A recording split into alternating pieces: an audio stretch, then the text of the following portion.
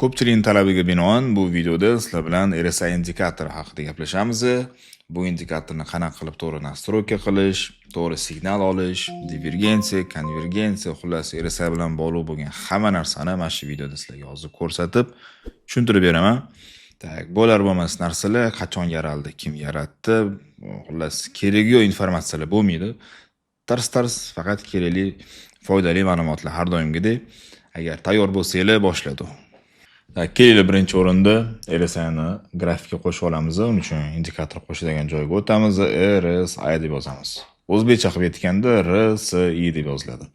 Hop, menda indeks относительной силы deyapti. Agar sizni platformangiz ingliz tilida bo'lsa, agar relative strength index deb yozilgan bo'ladi. Xullas birinchi o'rinda chiqadi mana shu. Birinchida turgan indikatorni bosamiz grafikka mana RSI indikatori qo'shildi. Endi birinchi o'rinda biz nastroykalarni to'g'rilab olishimiz kerak. Nastroykasiga o'tamiz. Nastroykani sizlarga birinchi tushuntirib bera qolaman yaxshisi. Hop, birinchida длина RSI turibdi, ya'ni bu period. Bu degani oxirgi, masalan, menda 14 turibdi, demak, oxirgi 14 ta svechani hisoblagan holda bizga mana shu RSI indikatori o'zini xullas signallarini bizga beryapti. Hop, 14 ni agar qanchalik kattalashtiradigan bo'lsa, signallarimizning soni shunchalik kamayadi, lekin to'g'risini esa sifati oshadi. Agar bu mana masalan qilib ko'ramiz, 14 edi, masalan 25 qilamiz kerakli. Hop, 25 ga o'tkazdim. Mana bu joyga eslab qolinglar. Mana 1 marta keldi, 2 marta keldi. Mana bu yerda masalan 1, 2 marta urilgan ekan. Pastda 30 ga mana bu yerda 1 marta kelgan, mana bunisi ozgina yetib kelmagan. Demak, signallarimiz bizda juda ham kam. Endi mana eski holatiga qaytaraman. Tak, tushunib olishingiz uchun vizualni 14 ga qaytardim. Qarab turinglar. Mana 14 ga o'tkazganimizdan keyin ko'rasizlar, mana bu ham yetib keldi 30 ga. 1, 2, 3, 4. Juda ham ko'p kasaynalar bor. Ya'ni o'sha o'zini darajalari bor bu yerda 30, 70. Hozir uni ham ko'rsatib beraman. Xullas, periodni qanchalik kattalashtirsak, signallarimizning soni kamayadi, lekin sifati oshadi. Xuddi shuni teskarisi. Agar periodni 14 dan kamaytiradigan bo'lsak, 14 dan kam eng populyarni period bu 9 hisoblanadi. 9 ga o'tkazadigan bo'lsak, signallarimizning soni yana ham ko'payadi, lekin sifati tushib ketadi. Maslahat berayman 14 ni. Hop, eng baland periodlardan populyarnisi bu 25 da. Atak mana shu indikatorni o'zi yaratgan inson o'zining rekomendatsiyasi bo'yicha 14 eng zo'r period. Men ham lekin ishlatgan paytlarim bir paytlar ishlatganman. To'g'risi o'sha paytlari 14 da ishlatardim. Xullas 14 ga menimcha tegmaganlar ma'qul. Tak, endi buni xullas indikatorni 3 ta darajasi bor. 30, 50 va 70. 70 darajasiga narx yetib keldi degani yoki 70 dan emasgina o'tdi degani bu bizga уже narx yaqin orada pastga tushib ketishi mumkin degan xullas tushunchani beradi. Biz endi o'sha paytlari men ruscha terminlar bilan o'rganganman. U paytlar перекупленность yoki перепроданность deb aytardik biz. Xullas перекупленность degani уже sotib olib bo'lindi, уже hammasi bo'ldi. Bo'lindi degan ma'noda. Bundan buyog'iga уже boshqa olish noto'g'ri narsaligini xullas tushunchasini beradi. Agar narx 30 darajasiga kelsa yoki 30 dan ham yana ham pastga tushadigan bo'lsa, bu уже перепроданность, ya'ni sotib olib bo'lindi, bo'ldi. Bundan buyog'iga уже как бы sotiladigan narsa qolmadi degan ma'noda. Lekin bizga unaqa to'g'ri tushunishimiz kerak emas, просто 80 ga 70 ga keldi degani. Уже bayqamaymiz, bundan buyog'iga faqatgina selga signal kutishimiz kerak degani. 30 yoki undan pastga tushsa agar biz bundan buyog'iga bayga bo'lgan signallarni o'tkazib olishimiz kerak emas degan tushunchani beradi. Keyin o'rtada 50 bor. 50 ham juda ham важный darajalardan bittasi. Bu bizga trendni kuchini ko'rsatadigan narsa. Ya'ni 50 dan agar biz tepada bo'lsak, bu bizga informatsiya beradiki, trend hozir восходящий, ya'ni o'suvchi trenddamiz. Agar 50 dan pastda bo'lsa, nisходящий, ya'ni tushuvchi trenddamiz. Xullas mana shunaqa informatsiyalarni beradi. Kelinglar, indikatorni periodini joyiga qaytaramiz va qo'ygan nastroykalarni ham ko'rib chiqamiz. Hop, standart period 14 edi, 14 ga qaytardim. Pastda yana bitta indikator bor, bu SMA, ya'ni RSI indikatorining grafikida mana aytib bergan bo'lsanglar, moving average bor, qo'shimcha. Bu narsani to'g'risi keragi yo'q, buni o'chirib qo'ya qolamiz. Men ham u paytda ishlatmasdim. Tak, endi hop, RSI'ni demak tushungan bo'lsanglar, bu bizga trendni o'zgarish, ya'ni trendni o'zgaradigan joyini ko'rsatadigan indikator. Xullas trend o'sayotgan bo'lsa, bizga mana bu yerda mana sell signal beryapti, sell signal beryapti. Mana bu yerda ham mana sellga signal beryapti, lekin e'tibor beringlar, narx pastga tushayotgan yo'q. RSI'ni ham agar trend tarafga qarab ishlatadigan bo'lsa, ya'ni trend tarafga beradigan signallardan faqatgina foydalanadigan bo'lsak, bu zo'r indikatorlardan bittasi. To'g'risini aytsam, men oldin ishlatganman, постоянный grafikni turardi, lekin hozirgi paytda men ishlatmay qo'ydim. No, lekin biladigan narslarim sizlarga hozir RSI indikatorining eng kuchli joylarini sizlarga hozir ko'rsatib ketaman. Bu trend tarafga bo'lgan signallardan iloji boricha foydalanishimiz kerak. Ya'ni ko'ramiz, bilamiz, что trend masalan tillada mana anchadan beri faqatgina o'syapti, to'g'rimi? Endi xo'p, buni sell signallaridan ko'ra, lekin buy signallari yana ham zo'r, yana ham kuchli va yana ham ko'p yurib beradi, chunki trenddan o'zi bizda tepaga qarab ketadi. Bu faqatgina tillada emas. Любой instrumentda, xoh valyuta bo'lsin, xoh kriptovalyuta bo'lsin yoki boshqa xomashyolar umuman farqi yo'q. Lekin iloji boricha trend tarafga qarab ishlasak, bu signallari ko'proq ishlaydi. Men bu sellga berayotgan signallarga e'tibor bering. Mana bu yerda masalan 70 dan ozgina tepaga ko'tarilgan ekan. Ya'ni mana bu joydan bizga signal beryapti. Bir tarafdan da narx pastga tushib beryapti ham, lekin u darajada katta emas. Lekin trend tarafga bo'lgan, buyga bo'lgan signallari ham yomon emas. Masalan, mana bu joylarda mana 30 ga menimcha ozgina nechidir punkt yetmay qolgan. Hozir yetgan joylarni ko'ramiz. Tak, mana bu yerda ham bor ekan. Mana 30 dan 30 nacheniyadan даже ozgina yana ham pastroqqa tushgan. Mana bu zonada. Ko'rasizlarmi?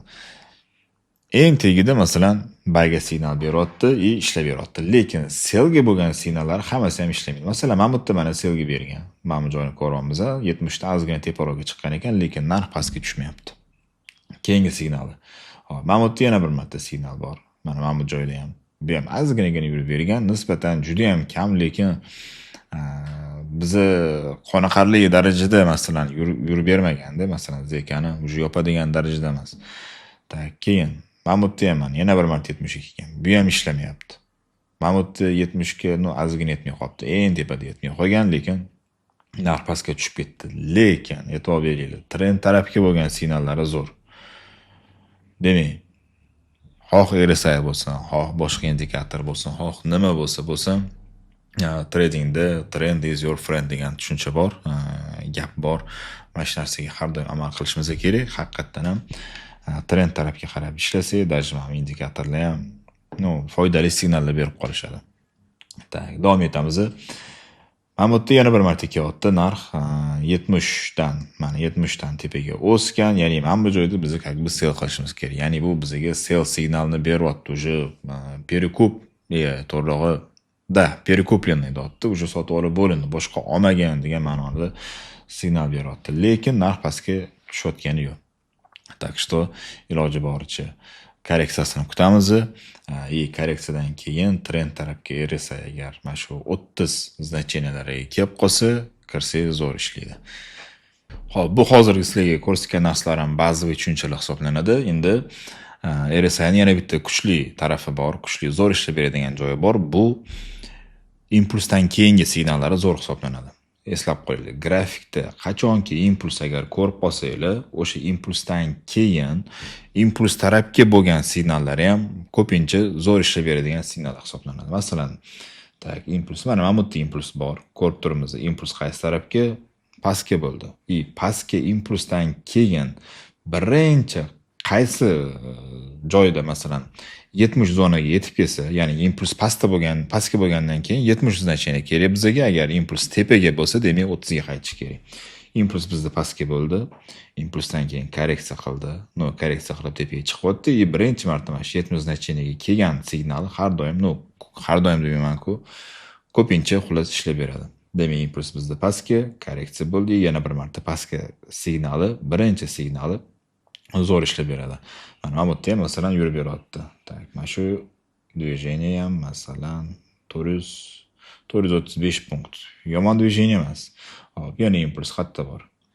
Mana bu impuls bor ekan, impuls pastga tushdi, lekin korreksiya qilmasdan dalshi pastga tushyapti. Mana yana bir marta impuls qilib narx pastga tushdi, orqaga qaytdi. Qaytgandan keyin birinchi marta Masalan, 70 значениyaga mana yetib keldi. 70 значениya kelgandan keyin narx haqiqatan ham pastga tushib beryapti.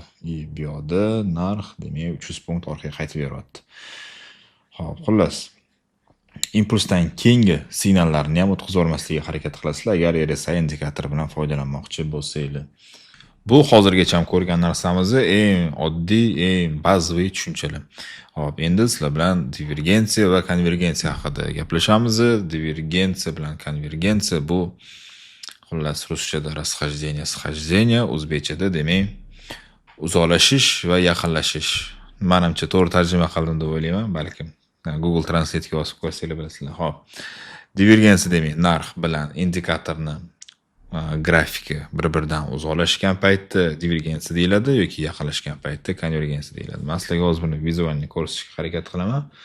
Tak, divergensiyani ko'rishimiz uchun bizga o'suvchi trend kerak. Mana o'suvchi trend bor. Misol uchun как раз mana bu joyda ham bor ekan, qaranglar. Demak, mana bu yerda narx bizda o'sib kelyapti. Mana bitta maksimum va mana keyingi maksimum, to'g'rimi? Mana maksimumlarni xullas bir-biriga birlashtiramiz, lekin indikatorni maksimumlariga to'g'ri beringlar. Mana bu maksimum baland, lekin mana bu ikkinchi maksimumimiz bu yerda bizda past ko'rsatyapti. Mana shu narsa divergensiya deyiladi. Xullas bir-biridan mana shunaqa qilib uzoqlashib ketyapti bu divergensiya. Hop, hozir yana bir ikkita misol ko'ramiz. Yana qayerda bor ekan? Mana bu yerda ham chizib qo'ygan ekanman o'zim uchun belgilab. Tak, e'tibor beringlar. Mana birinchi o'chirib turaman. Narx bizda tepaga qarab o'sib kelyapti, ya'ni yangi maksimumlarni yasab ketyapti. Mana 1, 2, 3, to'g'rimi? Bizda indikatorni grafikida esa e'tibor beringlar, narx naborot pastga qarab ketyapti. Mana yangi maksimumlarimizni RSI ni grafikida ko'rinmayapti. Yangi maksimumlarimiz pastroq qilib ko'rsatyapti. Mana shu narsa divergensiya deyiladi. Hop, endi konvergensiya. Bu nima degani? U qanaqa bo'ladi?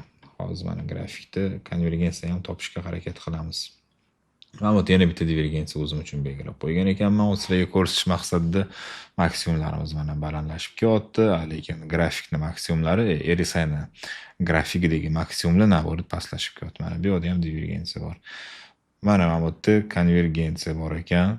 Konvergensiya o'zi e'tibor beringlar, narx naborot bir-biriga qarab yaqinlashib keladi. Ya'ni grafikdagi narx bilan RSI ni grafiki bir-biriga yaqinlashib kelyapti. Bu konvergensiya faqatgina tushuvchi trendda bo'ladi.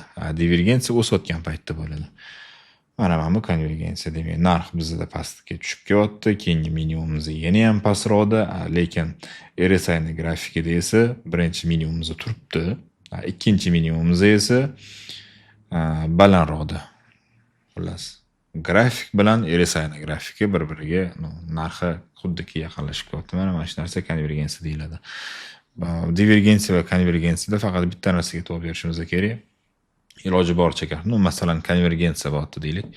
Konvergensiya paytida birinchi minimumimiz iloji boricha bizda 30 значениyadan RSI ni 30 значенияsidan pastroqda bo'lishi kerak. Agar divergensiya bo'layotgan bo'lsa, iloji boricha 70, to'g'rimi? Tepadagi значениямыз 70, demak 70 dan balandroqda bo'lishi kerak. Birinchisi iloji boricha o'sha bizga kerakli bo'lgan значениyalardan ozgina bo'lsa ham o'tgan bo'lishi kerak. Ana o'shandagina divergensiyaga bir qanaqadir tayanibroq ishlasa bo'ladi.